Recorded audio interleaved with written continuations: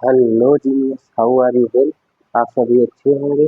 तो आज हम देखने जा रहे हैं कि कोई जो गिवन रिलेशन होता है वो कब जो है तुल्यता संबंध को प्रदर्शित करता है।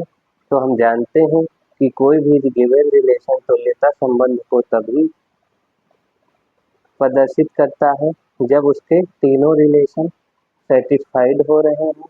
मीन्स वो स्वातुल्य हो और सम्मित हो और संक्रामक हो। वो तीनों रिलेशन अगर प्रूफ होते हैं तो वो तुल्यता संबंध को प्रदर्शित करता है। तो स्वतुल्यता संबंध इक्विवेलेंस रिलेशन प्रूफ करना ही हमारा एक given. Proof that the relation R defined on N cross N where ये गिवन है A comma B related to C comma D.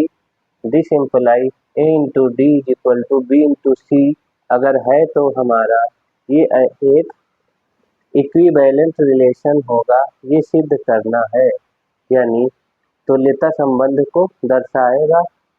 तो हम लोग इक्विवेलेंट रिलेशन कैसे प्रूफ करेंगे, तो इसको हम देखते हैं। तो हमारे पास n क्रॉस n का पहले अर्थ आप लोग समझ लो। n क्रॉस n का मतलब है कि हमारे पास कोई गिवन फंक्शन है। मान लो n का कोई वैल्यू होगी।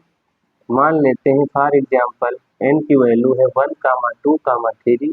तो इसको कैसे डिफाइन करेंगे, तो हम n क्रॉस n की बात करें तो n क्रॉस n को हम लिखेंगे तो इसको इस तरह से लिखेंगे ऑर्डर पेयर में 1, 1 और 1, 2 और 1, 3 और क्या लिखेंगे और लिखेंगे 2, 1, 2, 2 और 2, 3। फिर 3 को आप ले लोगे 3, 1, 3, 2 और 3, 3। तो इस तरह से रिलेशन लिखोगे। अब यहाँ पर आप देख सकते हो, अगर यहाँ पर अगर तीनों कंडीशन हम समझना चाहें तो रिफ्लेक्सिव की और सिमेट्रिक की मतलब सम्मित स्वातुल्य की और सम्मित की और तीसरी कंडीशन ये होती है हमारी ट्रांजिटिव की।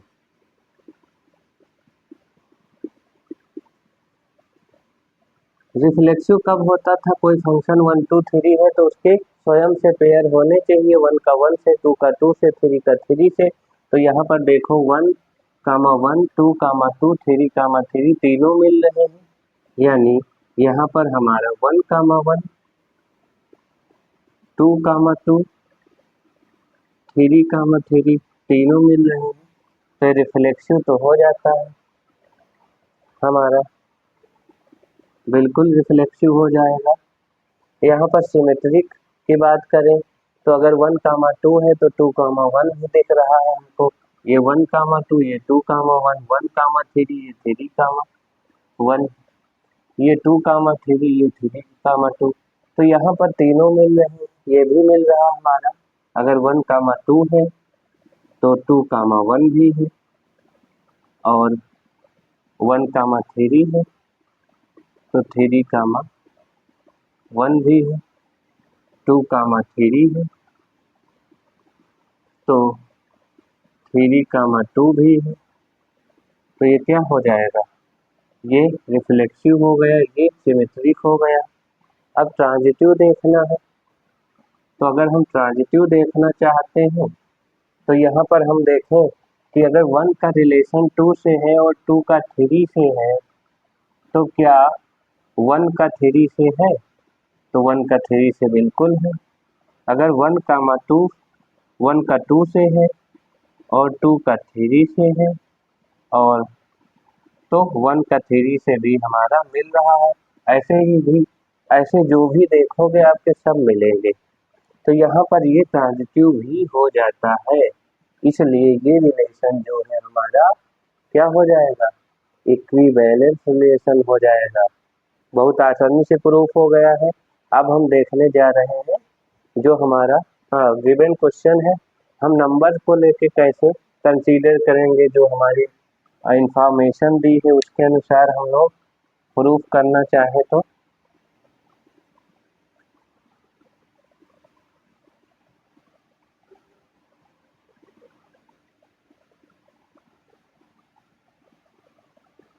तो यहाँ पर हम लोग देखेंगे कि हमारा, तो हम यहाँ पर मानेंगे if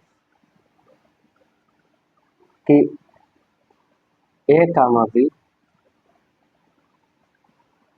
comma A comma B belongs to R, ये है तो हमारा रिफ्लेक्सिव प्रूफ हो जाता है।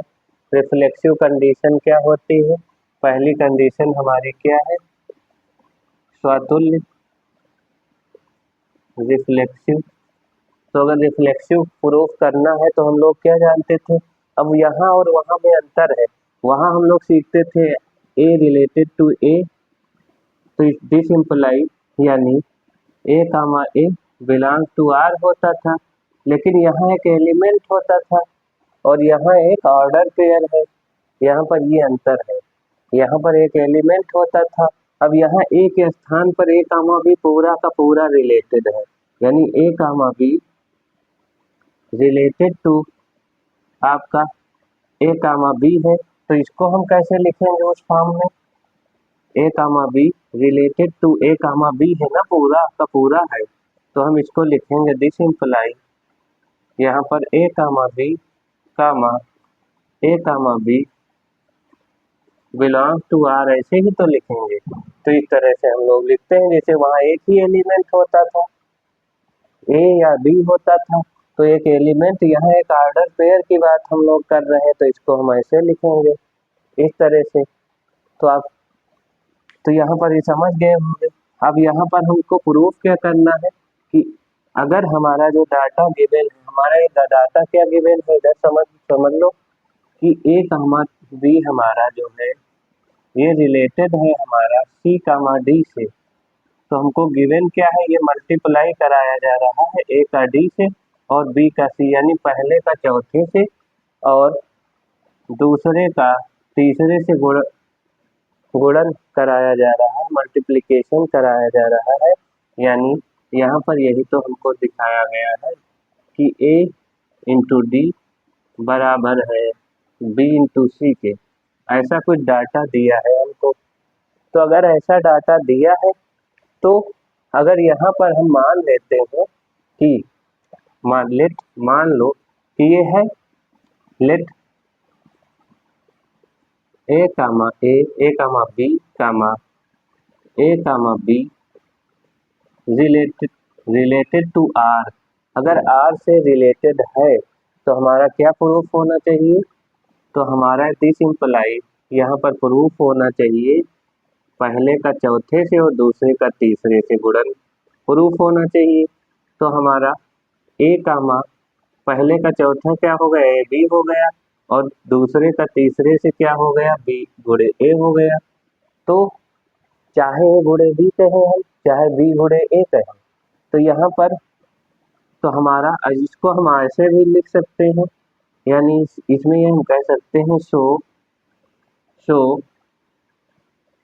ए into B, show A into B also equal to B into A, क्योंकि मल्टीप्लिकेशन कम्यूटेटिव होता है आपका,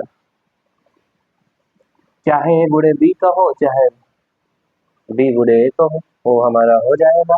अब यहाँ पर हेंस कह सकते हैं, हेंस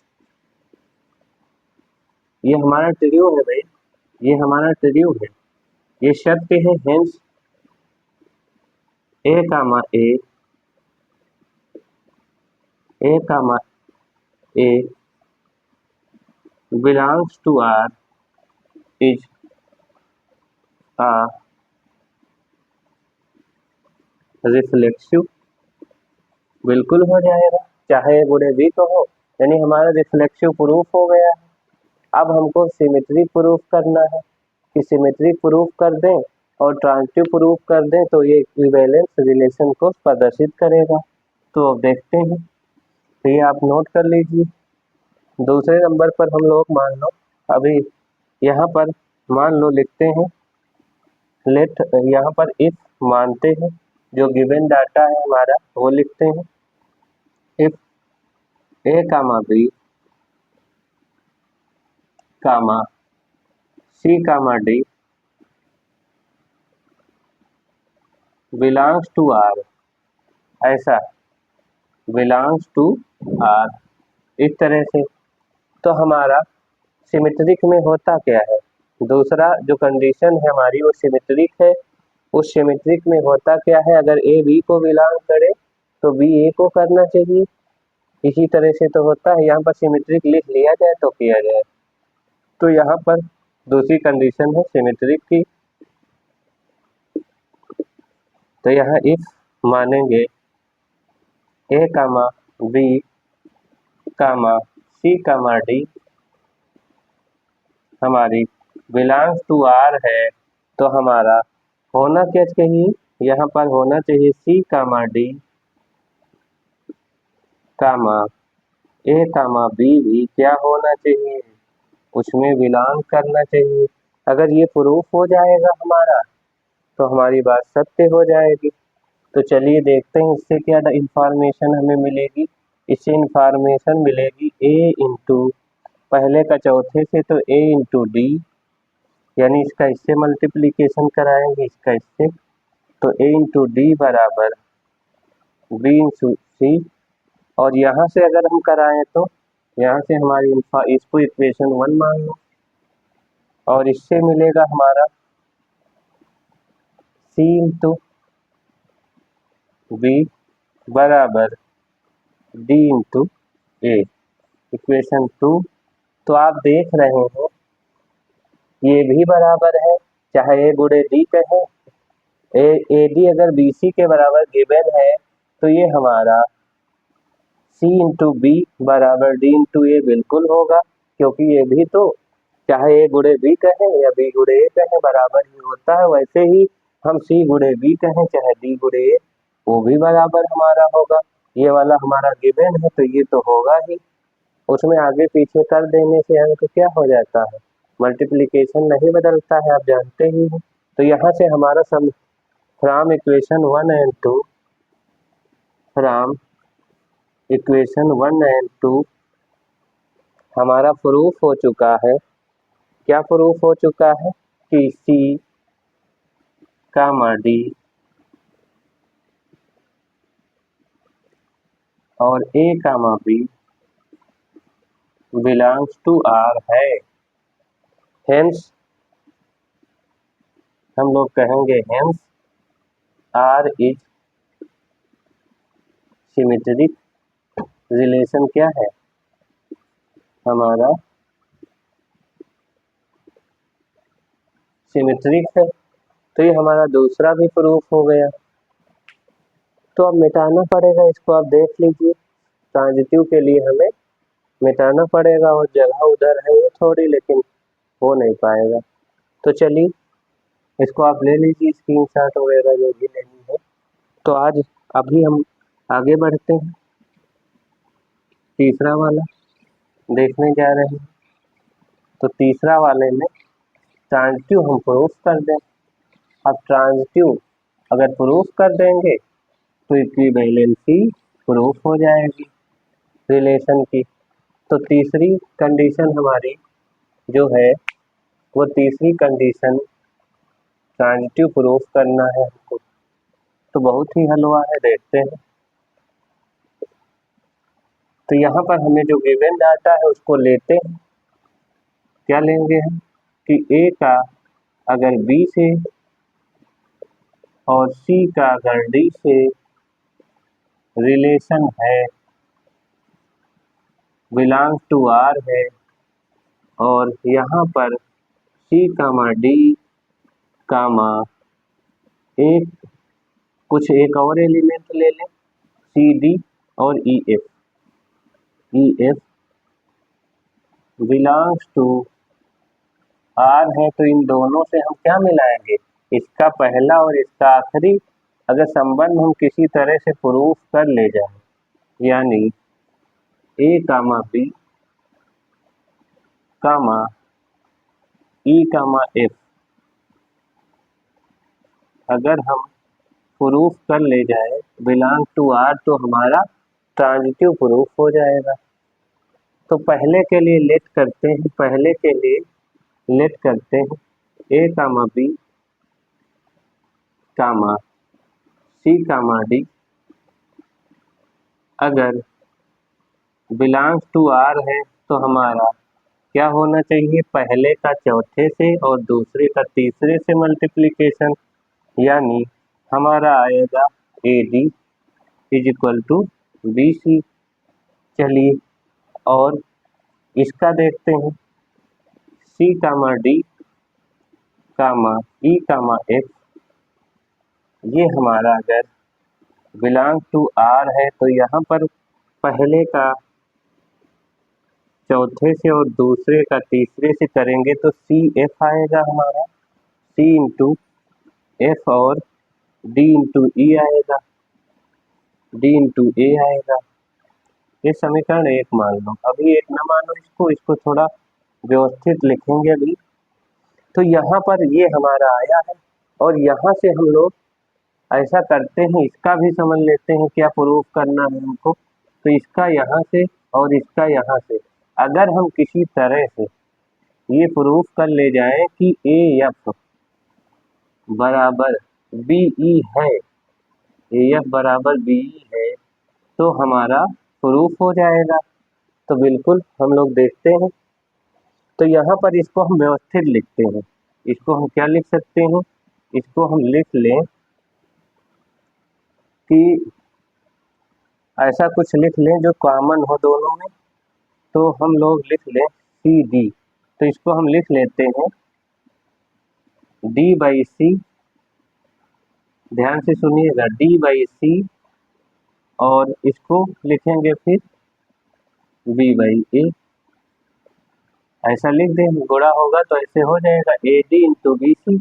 इसको समीकरण एक माने और इसको क्या लिखें, इसको हम लिखें उसी फॉर्म में लिखें, फिर सी को डी के नीचे ले आए और ई को एफ के नीचे ले आए।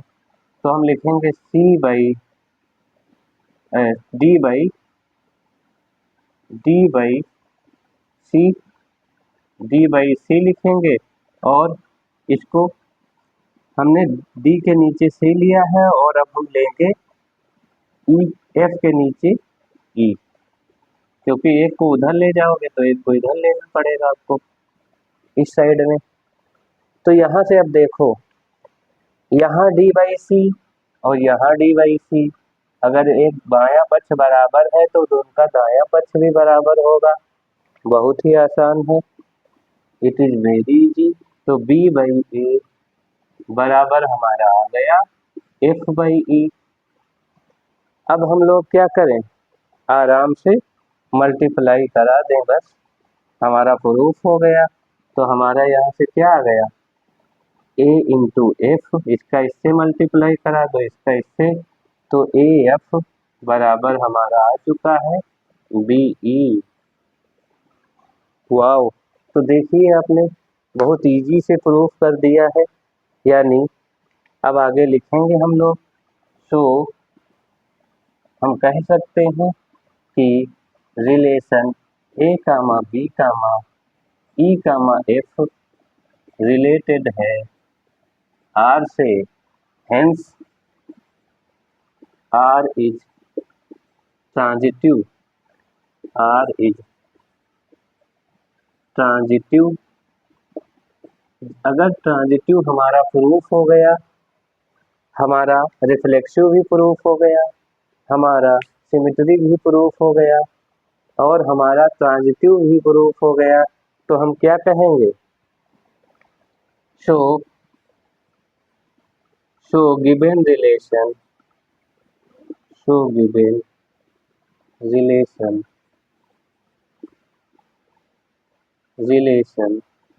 is an equivalence relation. तो ये हो गया हेंस प्रूव्ड।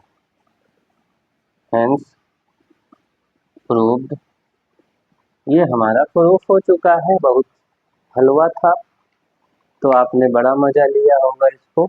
अगर नहीं समझ में आए तो एक बार दोबारा देख लीजिए, बिल्कुल 100% समझ में आएगा आपको। और थैंक्स फॉर वॉचिंग, फिर मिलेंगे।